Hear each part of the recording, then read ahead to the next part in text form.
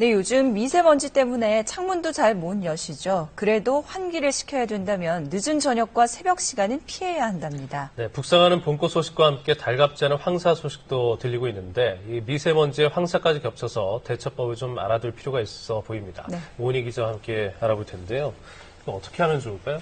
네, 몸속에 한번 들어온 미세먼지나 황사는 깨끗하게 배출하는 방법이 사실상 없기 때문에 현재로서는 그 차단을 하도록 미리 예방하는 게 최선입니다. 오늘은 전국 대부분 지방에서 미세먼지가 약간 나쁨 상태인데요.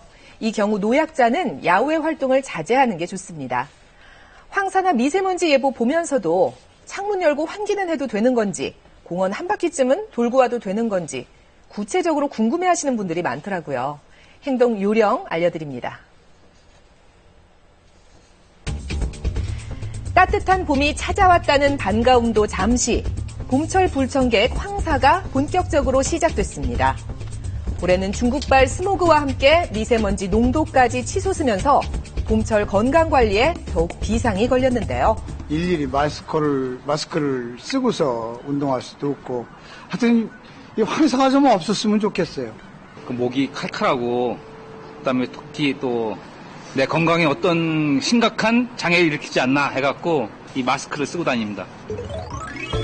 황사는 자연적인 모래바람으로 그 자체로는 오염물질이 많지 않은 반면 미세먼지는 스모그를 타고 유입되기 때문에 황사보다 더 많은 중금속 오염물질이 포함되어 있습니다.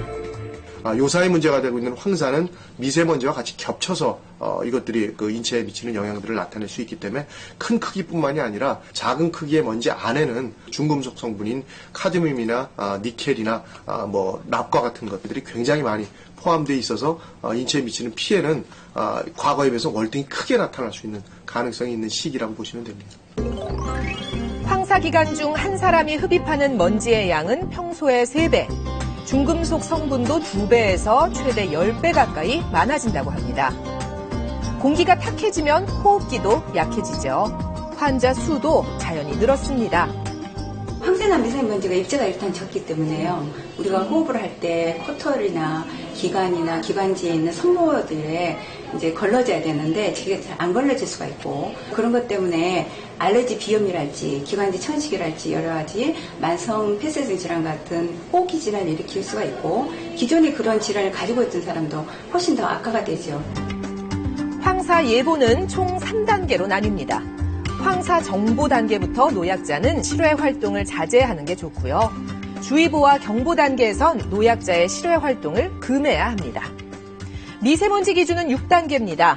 약간 나쁨 단계에서부터 노약자의 실외 활동이 자제되는데요. 매우 나쁨 단계 이상 올라가면 일반인도 실외 활동을 자제해야 합니다. 황사와 미세먼지 기준이 현재로선 서로 다르니까 기상청 예보 꼭 확인하세요. 그렇다면 집안 환기는 어떻게 해야 할까요? 요 근래 창문을 제대로 연 적 별로 없으시죠? 황사가 심한 날에는 문도 못 열어놓고 그냥 문 닫고 하려니까 좀 답답하고 환기를 못 시키니까 좀 힘들지요, 하기가. 환기는 늦은 저녁과 새벽 시간대를 피해서 하면 됩니다. 약간 나쁨 단계일 때는 창문을 잠깐은 열어도 되는데 오전 시간이 좋고요. 그 이상 나빠질 때는 환기하지 않는 게 낫습니다. 물걸레 청소는 자주 해주세요. 밖에서 안으로, 베란다부터 거실, 침실 순으로 해야 먼지가 다시 모이지 않습니다. 실내 습도를 50에서 60%로 일정하게 유지해주는 것도 호흡기 건강을 위해 중요합니다. 황사와 미세먼지 예보가 내려진 날에는 과격한 야외 활동을 삼가야 하는데요. 외출이 불가피하다면 먼지를 최대한 마시지 않도록 주의해야 합니다. 마스크는 필수겠죠? 네. 황사 예보가 일어났을 때는 기존에 호흡기 질환을 가지고 있는 사람은 외출을 안 하는 게 좋고 할 수 없이 외출을 해야 되는 경우에는 이제 보호 장구를 착용해야 되는데 황사 마스크 같은 걸 착용해야 됩니다. 일반 마스크로는 그런 미세 입자 같은 게 걸려지지 않기 때문에 이제 식약청 인증이 된 그런 황사 마스크를 착용하는 게 중요하고 먼지가 피부에 직접 닿지 않도록 긴 팔옷을 입는 게 좋고요. 콘택트 렌즈보다는 안경을 착용해야 이물질로부터 눈을 보호할 수 있습니다. 귀가 후 관리도 중요한데요. 집에 들어오면 가급적 빠른 시간 내에 손발을 깨끗하게 씻고 구석구석 양치질을 해야 합니다. 코 속은 미지근한 소금물로 깨끗이 씻어주는 게 좋은데요. 꾸준하게 해주시고요. 입고 나갔던 옷은 털지 마시고 그대로 세탁해야 집안의 미세먼지를 차단할 수 있습니다.